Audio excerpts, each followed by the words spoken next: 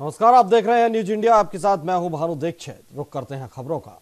लड़ाकू विमान राफेल पर राजनीति एक बार फिर से तेज होती नजर आ रही है। बुधवार को कांग्रेस ने फिर से बीजेपी के नेतृत्व वाली नरेंद्र मोदी सरकार पर हमला बोला है। कांग्रेस प्रवक्ता रणदीप सुरजेवाला ने प्रेस कॉन्फ्रेंस करते हुए कहा कि राफेल घोटाले में साजिश का भंडाफोड़ हो गया है। चौकीदार की चोरी आखिर रंगे हाथ पकड़ी गई है। उन्होंने कहा कि प्रधानमंत्री नरेंद्र मोदी ने देश और देश की संसद को जानबूझकर सफेद झूठ बोलकर गुमराह किया है। और चौकीदार की चोरी रंगे हाथों पकड़ी गई। इसके 3 पहलू हम आपके समक्ष रखने जा रहे हैं। पहला, मोदी सरकार द्वारा खरीदे जा रहे 36 राफेल लड़ाकू जहाजों की कीमत यूपीए कांग्रेस सरकार द्वारा खरीदे जा रहे। दिल्ली में एक तरफ चुनाव को लेकर तैयारी जोरों पर है, तो वहीं दूसरी तरफ हिंदुस्तान पाकिस्तान के मुद्दे पर जुबानी जंग भी लगातार हो रही है। महरौली में पासपोर्ट ऑफिस का उद्घाटन करने आए स्थानीय सांसद रमेश बिधूड़ी ने कहा कि पाकिस्तान से ज्यादा आतंकवादी हिंदुस्तान में हैं। वहीं जेएनयू मामले में दिल्ली सरकार द्वारा फाइल रोके जाने पर कहा कि केजरीवाल पर भी देशद्रोह का मुकदमा होना चाहिए। कोई भरोसा नहीं है। एक ही थाली के चट्टे बट्टे, एक ही सिक्के के 2 पहलू हैं। भाजपा का बढ़ता ग्राफ देके ये मिल जाते हैं, फिर अलग हो जाते हैं। 6 अटेम्प्ट कर चुके हैं, लेकिन हमारी 51% की तैयारी है, तो इसलिए मिले या ना मिले। उत्तर प्रदेश सरकार सौर ऊर्जा को लेकर कई कारगर कदम उठाए हैं। इसके तहत यूपी सरकार ने 2022 तक राज्य में 10,700 मेगावाट सौर ऊर्जा उत्पादन करने का लक्ष्य रखा है। एक रिपोर्ट देखिए। उत्तर प्रदेश के अतिरिक्त और सौर ऊर्जा मंत्री ब्रजेश पाठक लखनऊ में पत्रकारों से मुखातिब हुए।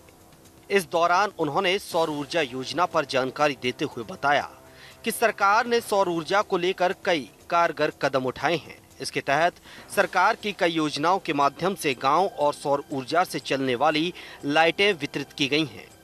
उन्होंने बताया कि सरकार का लक्ष्य साल 2022 तक राज्य में 10,700 मेगावाट सौर ऊर्जा का उत्पादन करना है।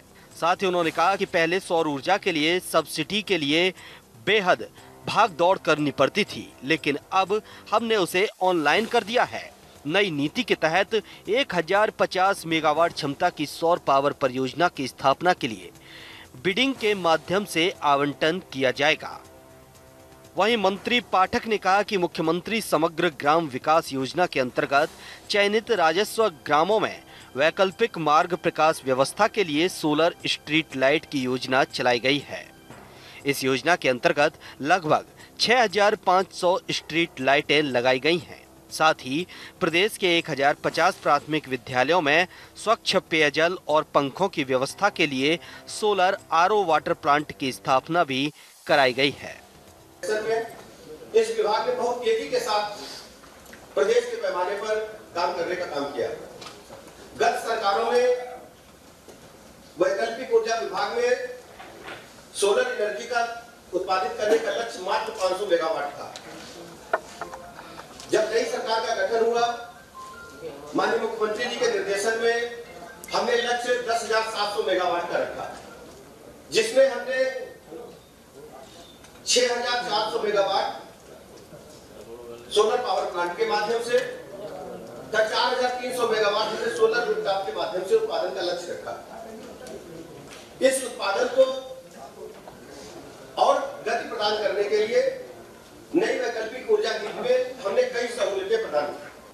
गौरतलब है कि उत्तर प्रदेश सरकार सौर ऊर्जा के क्षेत्र में हर गांव ढाड़ी को रोशन करने के लिए योजना लागू तो की है, लेकिन ये योजनाएं कितने समय में लागू होंगी ये तो आने वाला वक्त ही बताएगा। न्यूज इंडिया के लिए यूपी से आदर्श सिंह की रिपोर्ट। यूपी के रामपुर जिला प्रशासन ने शहर में बना उर्दू गेट तोड़ दिया है। बताया जा रहा है कि ये उर्दू गेट सपा सरकार के शासनकाल में बनाया गया था। बताया जा रहा है कि योगी सरकार ने इस गेट को अवैध घोषित किया है और यह गेट आजम खान का पसंदीदा गेट माना जाता है।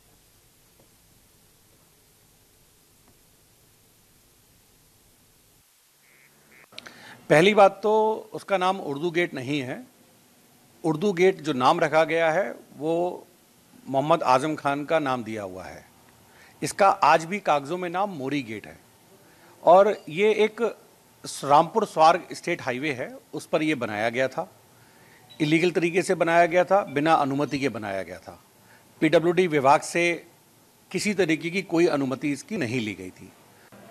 मुझे एक शिकायत प्राप्त हुई थी 25 तारीख को कि इसके पूर्व में कई बार शिकायत की गई है कि पीडब्ल्यूडी की रोड पे स्वार जाने वाली जो सड़क है उस पे लो लेवल का एक गेट बना है जिससे ट्रैफिक अवरुद्ध होता है और वो पब्लिक के लिए इनकन्वीनियंस का कारण बना हुआ है। इसलिए मैंने उसमें उस शिकायत को पाने के बाद एडीएम की अध्यक्षता में एक कमेटी गठित की जिसमें पीडब्ल्यूडी, आरडीए, नगर पालिका के सारे लोग थे, सिटी मजिस्ट्रेट को शामिल करते हुए, और उनसे ये जांच करके रिपोर्ट।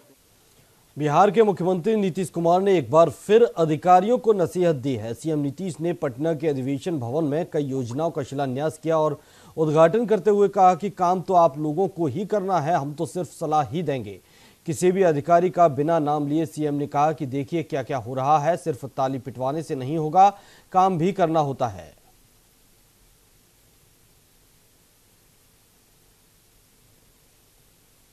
पब्लिसिटी मिलेगी तो कल तो नष्ट हो रहा है, पक्का नष्ट हो जाएगी।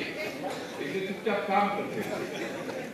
काम सबसे बड़ी चीज, काम जो अच्छा होगा वो कोई भूलता नहीं, वो कैसे कोई इग्नोर कर सकता है, वो जरूर देखता। और यही कहेंगे कि ताली बजवाने से अच्छा है कि गंभीरता पूर्वक अमल करना और काम करना, ये हमारी यही अपेक्षा है।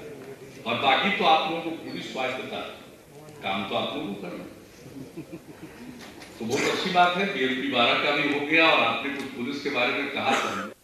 आगामी लोकसभा चुनाव का उत्तराखंड से शंखनाद करने के लिए कांग्रेस के राष्ट्रीय अध्यक्ष राहुल गांधी और महासचिव प्रियंका गांधी देहरादून पहुंच रहे हैं। वहीं 16 मार्च को होने वाली इस जनसभा को लेकर कांग्रेस खासे उत्साहित दिखाई दे रही है। कांग्रेस इस जनसभा की तैयारियों में जुट गई है। आपको बता दें कि परेड ग्राउंड में होने वाली इस जनसभा के माध्यम से कांग्रेस उत्तराखंड में चुनावी शंखनाद करने जा रही है। वहीं पीसीसी के मुखिया प्रीतम सिंह ने बताया कि राहुल की रैली उत्तराखंड में युवाओं में जोश भरने वाली होगी। यही नहीं, उन्होंने बताया कि इस रैली के माध्यम से कांग्रेस उत्तराखंड में बीजेपी की झूठ को सबक सामने लाएगी।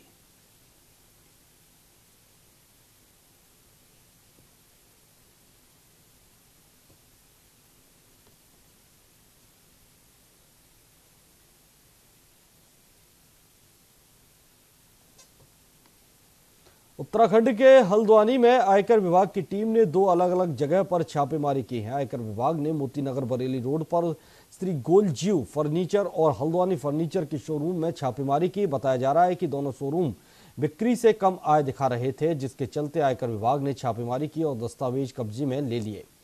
फिलहाल आयकर विभाग दस्तावेजों की जाँच कर रहा है। आज 6 मार्च को हमारे आयकर विभाग की टीम्स ने 2 बिजनेस संस्थानों के पर सर्वे की कार्रवाई की है। उनमें से एक संस्थान का नाम श्री गोलजू फर्नीचर इंडस्ट्रीज है, जो कि बरेली रोड पर स्थित है, और दूसरा संस्थान हल्द्वानी फर्नीचर मार्ट के नाम से कालाडूंगी रोड पर स्थित है। इन दोनों जगह हमारी टीम्स आज सर्वे की कार्रवाई कर रही हैं।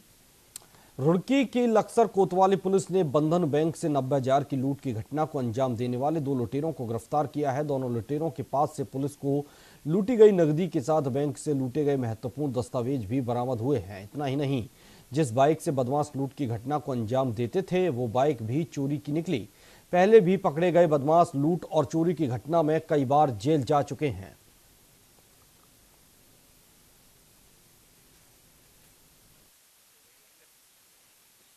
लोन वाली कंपनी पर जो अटेम्प्ट हुआ था लूट का, उसमें हमारे द्वारा टीमें फॉर्म की थी, तो उसमें से एक अभियुक्त हमको गोरखपुर में मिला है, तो गोरखपुर से उसकी गिरफ्तारी की गई है।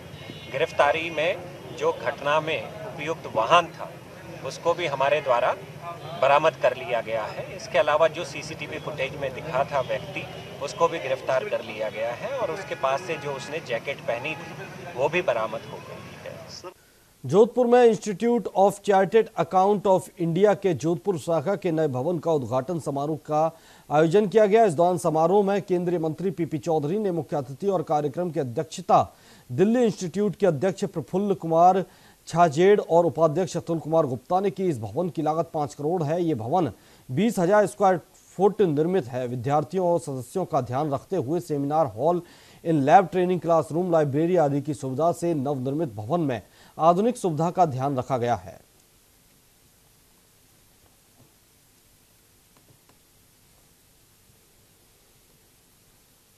फिलहाल रुकते हैं एक छोटे से ब्रेक के लिए। ब्रेक के बाद फौरन हाजिर होंगे।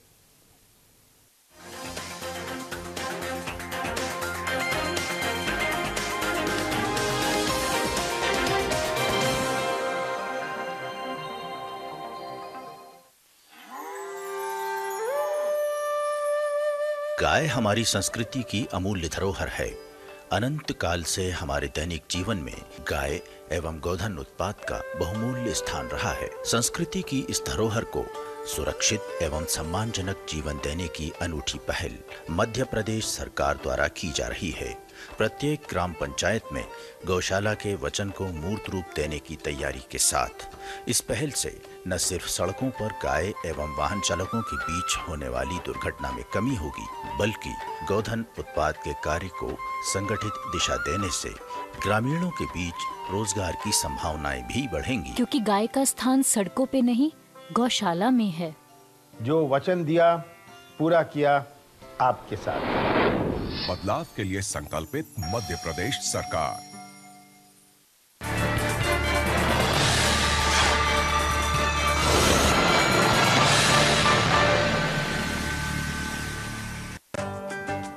प्रणाम काका। और भाई रमाकांत, क्या हाल चाल है? ठीक है।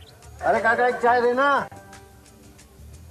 अरे भाई रमाकांत, मैंने सुना है इस बार होने वाले सामूहिक विवाह में बिटिया की शादी करने जा रहे हो।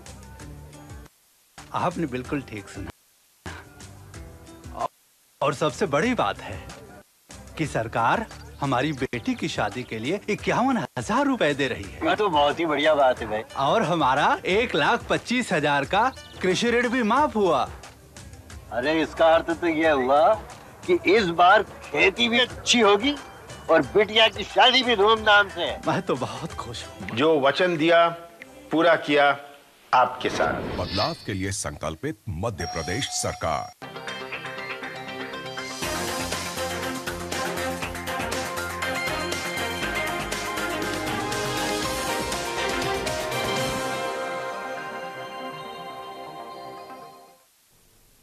ब्रेक के बाद एक बार फिर आपका स्वागत है। रुक करते हैं खबरों का। भीलवाड़ा के शाहपुरा में चोरों ने सूने मकान में चोरी की वारदात को अंजाम देकर आभूषण और नकदी पर हाथ साफ कर दिया। वारदात के समय परिवार घर में शादी की खरीदारी के लिए भीलवाड़ा गया हुआ था। भरावा की गली में स्थित मुरलीधर ओझा के पुत्र अविनाश की 16 अप्रैल को शादी होने के कारण परिवार के सदस्य भीलवाड़ा खरीदारी करने गए थे, जिस पर मकान के सूना पाकर करीब 400 ग्राम सोने के आभूषण, 2 किलो चांदी के आभूषण और करीब 2 लाख रुपए की नकदी लेकर फरार हो गए। वहीं वारदात की सूचना पर पुलिस ने मौके पर पहुंचकर मौका मुआयना किया। फिलहाल पुलिस मामले की जांच में जुट गई है। यहाँ पे हम लोग भीलवाड़ा गए हुए थे किसी प्रोग्राम के अंदर और हमारी खरीदारी भी करनी थी। हम लोग पूरे घर परिवार वाले सारे भीलवाड़ा थे और पीछे से कल रात को यहाँ पे चोरी हो गई। चोर जो है मेन गेट से अंदर आए और उन्होंने सारे लॉक तोड़ के जो भी हमारे सोने चांदी और कैश पड़ा था वो सब कुछ ले गए। उत्तर पश्चिम रेलवे मंडल के अपर मंडल प्रबंधक द्वितीय दामोदर लाल मीणा के आज अनूपगढ़ दौरे के दौरान अनूपगढ़ रेल संघर्ष समिति के पदाधिकारियों, प्रवक्ता ओम चुग, अध्यक्ष जलंधर सिंह तूर सहित अन्य लोगों ने उनसे वार्ता करके रेल सेवाओं के अलावा रेलवे स्टेशन पर यात्री सुविधाओं में बढ़ोतरी करने की मांग उठाई। इस दौरान समिति के पदाधिकारियों ने रेलवे प्लेटफॉर्म पर यात्री शेड का निर्माण करवाने की मांग करते हुए कहा कि गर्मी के मौसम में तीखी धूप में यात्रियों को खुले आसमान के नीचे खड़े होना पड़ता है, जिससे यात्रियों को भारी परेशानी होती है। आज हमने रेल सेवाओं के साथ साथ रेलवे स्टेशन पर यात्री सुविधाओं में बढ़ोतरी के लिए और नव निर्माण के तहत जो विकास को लेकर जो कमियां नजर आई उनके बारे में अवगत करवाते हुए उनमें सुधार करवाने और रेलवे स्टेशन पर शेड आदि बनवाने के लिए जो है एडीआरएम साहब को अवगत करवाया है। और यात्रियों के लिए रास्ते के लिए भी हमने आग्रह किया है कि जो रास्ता कच्चा है रेलवे स्टेशन में जाने के लिए मुख्य रास्ते पर जो है सड़क बनाने का जो है हमने वो डिमांड रखी है। जोधपुर के मतोड़ा में आरएएफ की बटालियन की एक प्लाटून सहायक कमांडर महेश कुमार शर्मा के नेतृत्व में 4 से 10 मार्च तक जोधपुर जिला के सभी पुलिस थानों में जाकर परिचय अभ्यास कराया जा रहा है ताकि भविष्य में जरूरत पड़ने पर कार्रवाई की जा सके। बुधवार को पुलिस थाना मतोड़ा के थानाधिकारी ने पुलिस बल के साथ क्षेत्र का भ्रमण किया। रैपिड एक्शन फोर्स के इस परिचय अभ्यास के आयोजन की जानकारी देते हुए सहायक कमांडर शर्मा ने बताया कि परिचय अभ्यास के दौरान इलाके की जनसंख्या निरक्षर, सामुदायिक दृष्टि से संवेदनशील जगहों और विशिष्ट व्यक्तियों की सुरक्षा और बलवाइयों की सूची तैयार की जाएगी। सीकर के लक्ष्मणगढ़ शहर में बीजेपी मंडल की ओर से बीजेपी प्रदेश अध्यक्ष मदन लाल सैनी का भव्य स्वागत किया गया। तो वहीं लोकसभा चुनाव के दौरान बीजेपी की ओर से बीजेपी मंडल प्रवास योजना कार्यक्रम के तहत बैठक आयोजित की गई। वहीं इस दौरान मदन लाल सैनी ने कार्यकर्ताओं से लोकसभा चुनाव के लिए कमर कसने का आह्वान किया। भारतीय किसान संघ की ओर से जिला कलेक्टर को मुख्यमंत्री के नाम एक पत्र देकर कर्ज माफी को लेकर शिकायत की गई है। इसमें कहा गया है कि विधानसभा चुनाव से प्रदेश कांग्रेस कमेटी ने विधानसभा चुनाव में घोषणा की थी कि 10 दिनों में किसानों का कृषि ऋण माफ करेंगे, जबकि ऋण माफी की गई तो इसमें कई तरह की लिमिट लगा दी गई है। ऐसे में हम मांग करते हैं कि किसानों का कर्जा माफ करने के लिए जो 2 लाख की लिमिट लगाई गई है उसे हटाया जाए। और साथ ही कहा कि किसानों के साथ कोई भी पार्टी झूठ न बोले। जो अपना वायदा किया था चुनाव के पहले कर्जा मुक्ति के लिए 2-2 लाख रुपया 10 दिन में कर्जा माफ करने के लिए कहा था बैंकों में, कमर्शियल बैंकों में जो किसान के कर्जा है वो तो पहली सरकार गई सरकार 50-50 हज़ार रुपया लैमसम में माफ कर गई है और उसके प्रमाण पत्र ये लोग फिर वापस दे रहे हैं। ये बैंकों में तो कोई कर नहीं रहे हैं। उनका जो वायदा किया था वो वायदा उन्होंने निभा नहीं रहे हैं, किसानों के साथ छल कर रहे हैं। राजस्थान के पाली में पुलिस अधीक्षक और परिवहन विभाग की ओर से बैठक का आयोजन किया गया, जिसमें बाल वाहिनी पर निगरानी रखने के लिए लगातार जांच अभियान जारी रखने के आदेश दिए।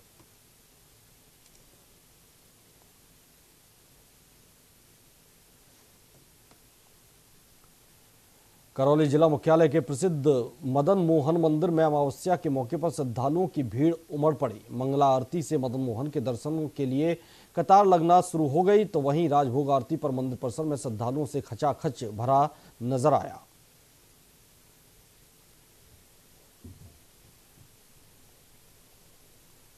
प्रदेश में 25 फरवरी को छात्र संघ कार्यालयों के उद्घाटन की आखिरी तारीख भले ही निकल गई हो, लेकिन खुद मंत्री अपने ही निर्देशों को ताक पर रखकर उद्घाटन में शरीक होते नजर आ रहे हैं। इसकी बानगी देखने को मिली राजस्थान विश्वविद्यालय में, जहां शोध छात्र प्रतिनिधि छात्र संघ कार्यालय का उद्घाटन युवा संवाद कार्यक्रम की आड़ लेकर करवाया गया। हम सब लोग आए हैं तो युवाओं का जो एजुकेशन से जुड़ाव है, हमारे विद्यार्थी हैं, यूनिवर्सिटी में पढ़ने वाले शोधार्थी जो हैं, उनके साथ एक संवाद का कार्यक्रम रखा गया है। मैं समझता हूं कि इस तरह के कार्यक्रम सभी विश्वविद्यालयों में, कॉलेजेस में समय समय पर होते रहते हैं और उसी के तहत आज का ये कार्यक्रम आयोजित किया गया है। लोकसभा चुनावों की तैयारियों को लेकर लगने वाली आदर्श आचार संहिता से पहले प्रदेश भर में अधिकारियों के तबादलों का दौर जारी है। इसी के चलते करौली कोतवाली में भी नए थाना अधिकारी के रूप में जयपुर से तबादला होकर आए राजकुमार मीणा ने पदभार ग्रहण कर लिया है। थानाधिकारी ने पदभार ग्रहण करने के बाद उन्होंने जिले की कानून व्यवस्था को मजबूत बनाए रखने के साथ साथ यातायात व्यवस्था पर प्रमुखता से ध्यान देने की बात कही। इसकी पूरी समस्या सुनी जाए तथा जितना भी संभव हो सके उस पर त्वरित उसी समस्या का निस्तारण किया जाए तथा जिला मुख्यालय पर होने वाले किसी भी तरह के अपराध उसमें त्वरित रूप से पुलिस एक्शन ले। और मैं चाहूँगा कि पब्लिक भी इसमें हमारा सपोर्ट करे ताकि हम अपराधियों पर और ऐसी घटनाओं पर अंकुश लगा सकें। भीलवाड़ा जिले के शाहपुरा में बुधवार को आयकर विभाग भीलवाड़ा की टीम ने 2 प्रतिष्ठानों पर छापा मारकर सर्च कार्रवाई शुरू की। सर्च कार्रवाई प्रारंभ होने से अन्य प्रतिष्ठानों में हड़कंप मच गया और दुकानदारों ने अपने प्रतिष्ठान बंद कर दिए।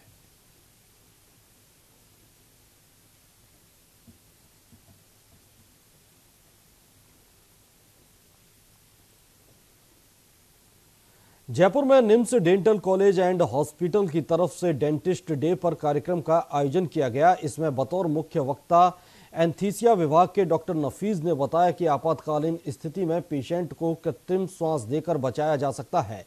चेस्ट पर लगातार पुश करके पेशेंट के श्वास को निरंतर स्थिति में किया जा सकता है। निम्स डेंटल कॉलेज की प्राचार्य डॉक्टर मृदुला त्रेहान ने कहा कि हर साल 6 मार्च को डेंटिस्ट डे मनाया जाता है। इसके लिए NIMS dental college and hospital की तरफ से पूरे मार्च माह में निःशुल्क दांतों की जांच की जाती है। डेंटिस्ट डे के अवसर पर पोस्टर मेकिंग कंपटीशन का आयोजन किया गया। इसमें 60 प्रतिभागियों ने हिस्सा लिया। इस प्रतियोगिता में पायल बिश्नोई को प्रथम, माधुरी को दूसरा और समरीन हाशमी को तीसरा स्थान मिला। कार्यक्रम में धन्यवाद ज्ञापित डॉक्टर अमित मोइली ने किया। इस अवसर पर एनेस्थीसिया विभाग की अध्यक्ष doctor Anumaya Jain, dental college doctor Rachit Mathur, doctor Chanchal, doctor Gaurav Bhardwaj, doctor Roma Yadav, doctor Astha और कॉलेज के सभी छात्र छात्रा मौजूद रहे। 6 मार्च को डेंटिस्ट डे के रूप में मनाया जाता है। हमने भी NIMS dental college and hospital में आज डेंटिस्ट डे का आयोजन किया। इस उपलक्ष्य पे डेंटल कॉलेज में आने वाले सभी पेशेंट्स का आज फ्री डेंटल चेकअप और फ्री ट्रीटमेंट किया गया।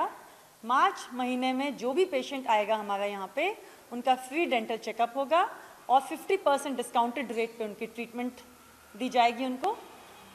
इस उपलक्ष्य में हमने आज सभी स्टूडेंट्स का पोस्टर मेकिंग कंपटीशन रखा। इसमें सभी बच्चों ने बहुत ज़ोर शोर से इसमें भाग लिया और बच्चों ने बहुत ही अच्छे पोस्टर्स बनाए। इसमें जो बेस्ट 3 पोस्टर्स हैं उनको हम अवार्ड दिया हमने। और इस उपलक्ष्य में निम्स हॉस्पिटल में भी आज एनेस्थीसिया डिपार्टमेंट के डॉक्टर्स डॉक्टर नफीस अहमद और डॉक्टर अनुमेहा जैन ने कार्डियोपल्मोनरी रिससिटेशन, CPR और बेसिक लाइफ सपोर्ट BLS के बारे में सभी को जानकारी दी, फैकल्टी मेंबर्स को और पोस्ट ग्रेजुएट स्टूडेंट्स को। उन्होंने डमी पर हैंड्स ऑन करके उसका दिखाया भी कैसे किया जाता है और सभी स्टाफ ने और स्टूडेंट्स ने प्रैक्टिस भी की डमी पर। I participated in this competition which is held on 6th of March on Dental Day and I'm so happy because I won this. Thank you so much. इस bulletin में फिलहाल इतना ही। देखते रहिए न्यूज़ इंडिया।